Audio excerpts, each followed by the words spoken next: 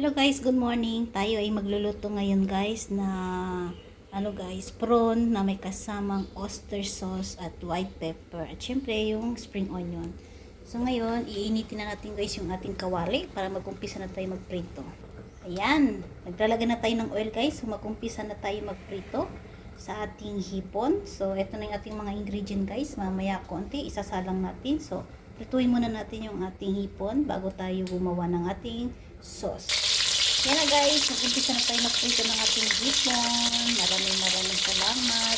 Lutuan na naman tayo guys. Yan guys, sinalikaran na natin yung ating hipon. Ayan. Luto muna tayo guys na hipon na may kasamang oyster sauce and white pepper. Oh, diba?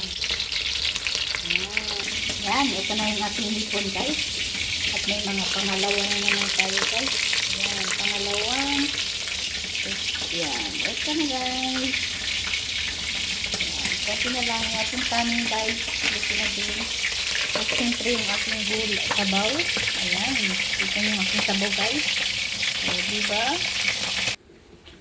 Ayan na guys, nag-umpisa na tayo guys gumawa ng sauce. Ito yung sauce ko guys para sa aking tawag doon ng aking prawn. Ayan, at saka ito lang ilalagay ko guys na spring onion on top pag matapos na maluto. So ngayon maghihintay na natin magiging sticky.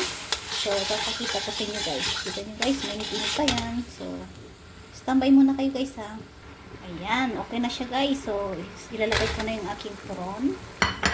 Ayan, gawa na tayo ng sauce. So ihalo lang natin guys yung sauce sa natin hipon. Ayan. Maraming salamat pala guys sa mga pumunta sa aking broadcast.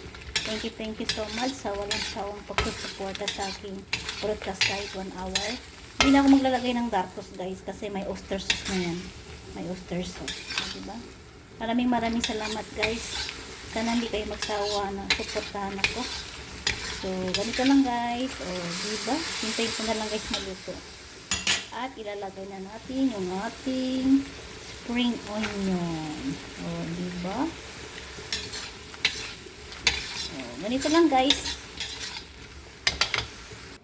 Ito na guys. Tapos na po ang aking hipon na may kasamang oyster sauce and white pepper. Ayan, di ko nalagay guys ng sili guys kasi yung iba kasi ayaw nila ng maanghang. So, ang ginawa ko ngayon, nilagay ko lang siya ng white pepper, oyster sauce, light sauce, at syempre yung on top ng ating spring onion. Yan guys, maraming salamat sa suporta na walang guys. Tuloy-tuloy lang tayo guys magmamahalan at magsusuportahan dito sa social media. Maraming salamat and God bless everyone. Bye-bye.